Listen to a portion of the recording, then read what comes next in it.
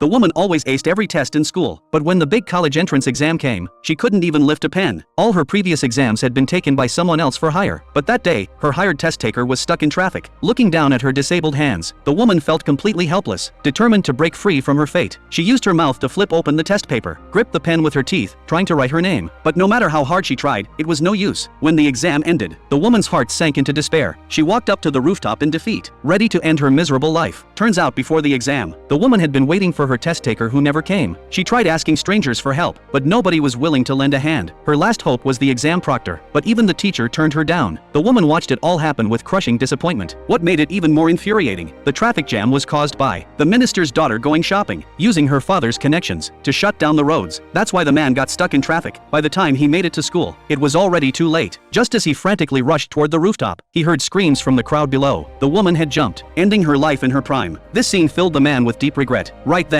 the woman's brother came rushing over. He'd also gotten his sister's desperate call for help, but was stuck in the same traffic jam. He begged a nearby cop for assistance, but the officer just told him to wait it out. By the time he got there, his sister was already gone. To get justice for his sister, the brother went to the police station to report the minister's daughter. When the chief heard this, he shot a look at his officer, who quietly tipped off the minister. That night, gang members stuffed the brother in a bag, beat him senseless for an hour, and eventually killed him. In this city, the minister was the law. He wouldn't tolerate anyone challenging him. When the man heard about this, he couldn't stomach these criminals anymore. That same day, he saw a beggar girl getting roughed up by some guy. The girl's head was already bleeding. The man insisted on taking her to get medical help, but the other guy completely ignored him. Furious, the man dragged the bully away. Little did he know, his good deed would come back to bite him. The guy he beat up was a gang member, who immediately called his boss. The thugs grabbed the man's girlfriend by the hair. His sister tried to fight back, but got grabbed by the collar on the spot. Seeing this, the man completely lost it. He wouldn't let anyone mess with his family.